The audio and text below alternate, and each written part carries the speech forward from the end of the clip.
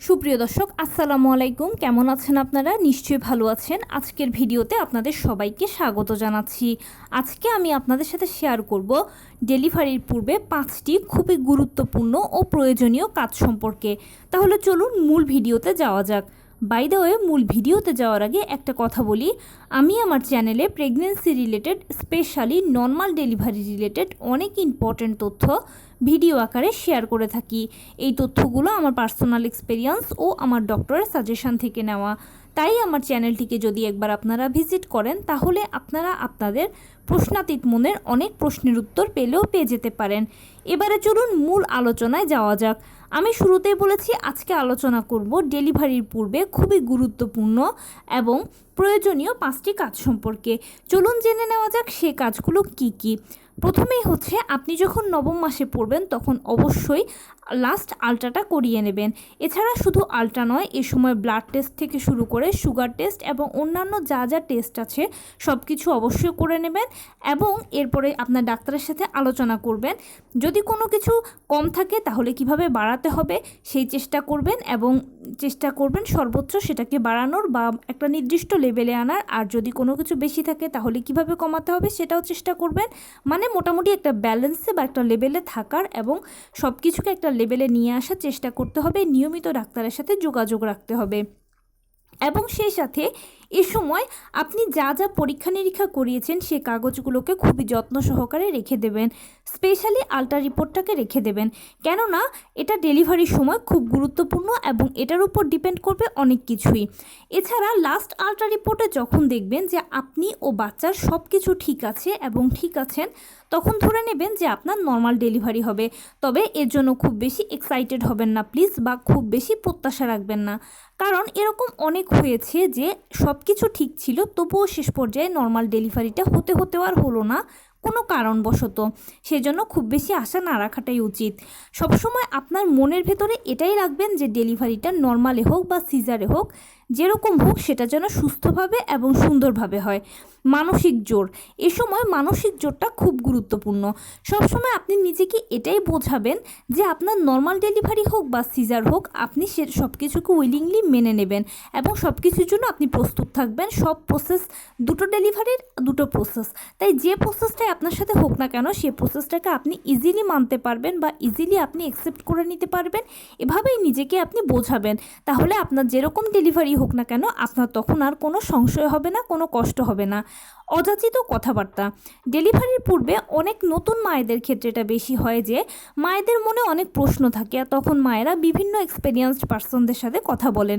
দেখুন, নানা মুনির নানা মত, একজন ব্যক্তি এক ধরনের কথাবার্তা বলে, আর কিছু কথা মনের ভেতরে সাহস যোগায়, আবার কিছু কথা নিজেকে এত বেশি ডিমোটিভেট করে। তখন দেখা যায় যে মায়েরা অযাচিত টেনশন করে বা বিভিন্ন ধরনের এ সময় মায়ের মনে অযাচিত প্রশ্ন আসে, যেটা একদম উচিত নয়।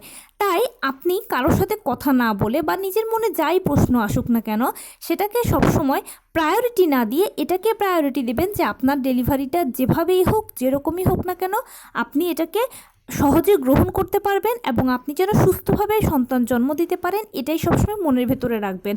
অযাচিত কথাবার্তা, অযাচিত প্রশ্ন এই সময় কম শুনলেই ভালো। টেনশন করা, শেষ পর্যায়ে দেখা যায় যে মায়েরা স্পেশালি যখন ডেলিভারি ডেটটা এগিয়ে আসে বা আপনি ডেলিভারি ডেটের কাছাকাছি যাচ্ছেন, নবম মাসে পড়েছেন, এ সময় মায়েরা ডেলিভারিটাকে নিয়ে টেনশন করে। কেমন ডেলিভারি হবে, কীরকম হবে, পারবো কি না আসলে সব কিছু মানতে, বা কি আসে বিষয় সব কিছু নিয়ে একটা বিভিন্ন ধরনের টেনশন কাজ করে। আর এই টেনশনগুলো থেকে দেখা যায় যে কখনো প্রেশার হাই হয়, কখনো প্রেশার লো হয়ে যায়। প্রেশার হাই বা লো কোনোটাই এই সময় হওয়া উচিত নয়, প্রেশারটাকে একটা নির্দিষ্ট লেভেলে থাকা উচিত। সেজন্য মায়েরা টেনশন করবেন না প্লিজ। দেখুন, আপনি যদি টেনশন করেন তাহলে আপনার থেকে বেশি আপনার গর্ভের বাচ্চাটার ক্ষতি হবে।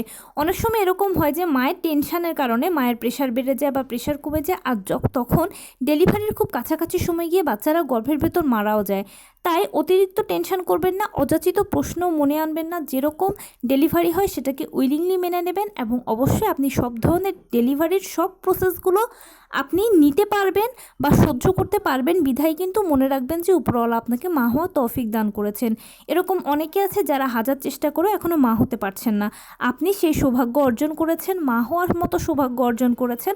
তার মানে আপনি সব প্রসেসগুলো সামনে যা যা আপনার সাথে ঘটতে চলবে সব কিছুই আপনি পারবেন, মানতে পারবেন, সহ্য করতে পারবেন বলে আপনি মা হচ্ছেন।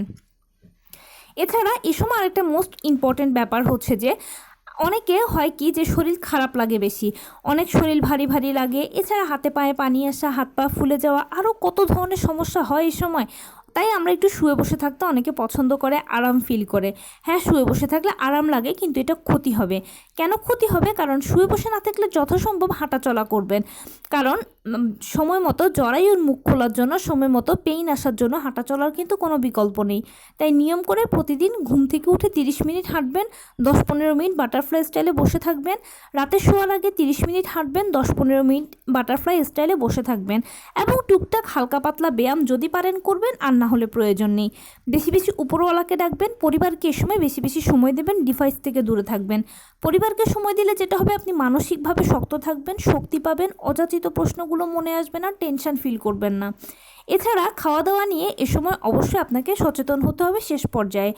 ভাত, মাছ, মাংস, ডাল, রুটি, হলুদ ফলমূল, সবুজ শাকসবজি, ওমেগা 3 ফ্যাটি অ্যাসিড সমৃদ্ধ খাবার, লাল জাতীয় খাবার, মৌসুমি ফলমূল, বেশি বেশি করে পানি খাবেন, 1 গ্লাস দুধ খাবেন, কুসুম গরম দুধ খাবেন, 2টো করে ডিম খাবেন, কলা, খেজুর, বাদাম, ড্রাই ফ্রুটসের মতো ফলগুলো অবশ্যই আপনাকে খেতে হবে। এই ধরনের খাবারগুলো যখন খাবেন তখন শক্তি পাবেন।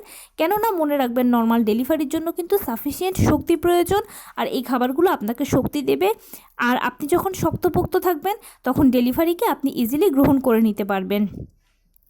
তো এই জিনিসগুলো অবশ্যই শেষ পর্যায়ে আপনাকে মানতে হবে। এছাড়াও যেটা আরও বাড়তি বলবো সেটা হচ্ছে যে অবশ্যই ডেলিভারি ব্যাগটা গুছিয়ে রাখবেন। যেই হসপিটাল বা যেই ডক্টর আপনি চুজ করছেন না কেন, সেটা যেন নাম সর্বস্ব না হয়, সেদিকে আপনাকে অবশ্যই খেয়াল রাখতে হবে। এবং সেই সাথে এনশিওর করতে হবে আপনাকে যে আপনার যে হসপিটালটাকে আপনি চুজ করেছেন সেখানে নর্মাল ডেলিভারিও আছে, সিজারও আছে।